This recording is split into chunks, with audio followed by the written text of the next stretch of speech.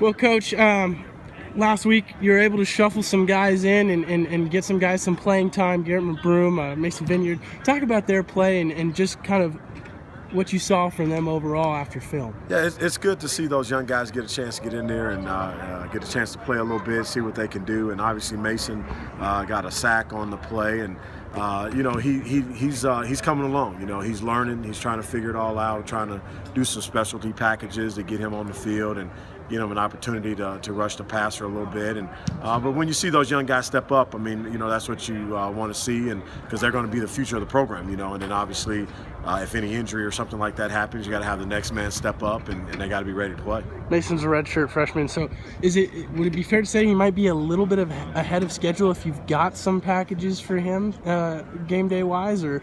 Yeah, I think so. I mean, anytime you get a young guy on the field, and we like to rotate a lot of guys, like to play a lot of guys, it makes practice go a lot better. Guys are locked in, and because they know that they can be replaced if they don't bring their A game. And so it's always good to have those guys, even comfort getting in there and getting a chance to play some snaps here and there. Takes a couple of those snaps off of Daniel and McBroom, and that's going to pay great dividends, I think, in the long run.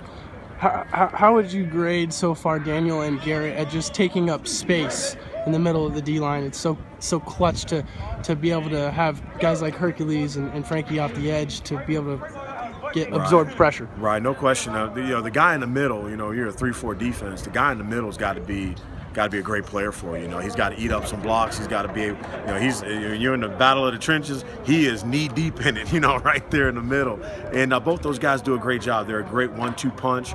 They both have the ability to rush the passer from that position, and they can play low, and they're athletic. And so you see them out there, you see them get a chance to make some plays and disrupt a lot of plays. And I think that's the most important part, is the disruption of plays, because a lot of plays they won't make. They'll force the back to cut or bounce, and then everybody else can run it down.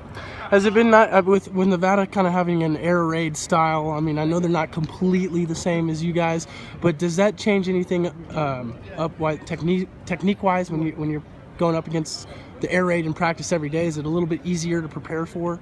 Well, it's still, you got to stop the run, and you got to be able to do that and try to own the line of scrimmage. And if you can make them one-dimensional, then at least you can pin your ears back and try to get after the quarterback a little bit. But our number one thing as a defense is that we got to stop the run, and so that doesn't change week to week, regardless of the philosophy. Because if a team can run the ball and throw the ball, then it's going to be in for a long day. So we like to pride ourselves on trying to stop the run, and that's what we'll try to do this upcoming weekend. Is there any extra motivation from the guys on the D-line knowing that they're going to be going up against a former WSU player who's center at Nevada now? I don't think so. I mean, the guys, they respect the coaching staff there and the players that are there. They got great players. They're an up-and-coming program without a question. You watch their first 3 games, and I mean, they were in all of them. They fought back last week. They were ahead against Northwestern, and they had a chance. So you never take anybody lightly, and we got to bring our A game, just no different than we did last week and the week before that, and so those things are important. And so I know that they know the young man, and I'm sure they'll share some stories after the game is over. But I think it's the most important game because it's the next game. Thank you very much, Coach. All right.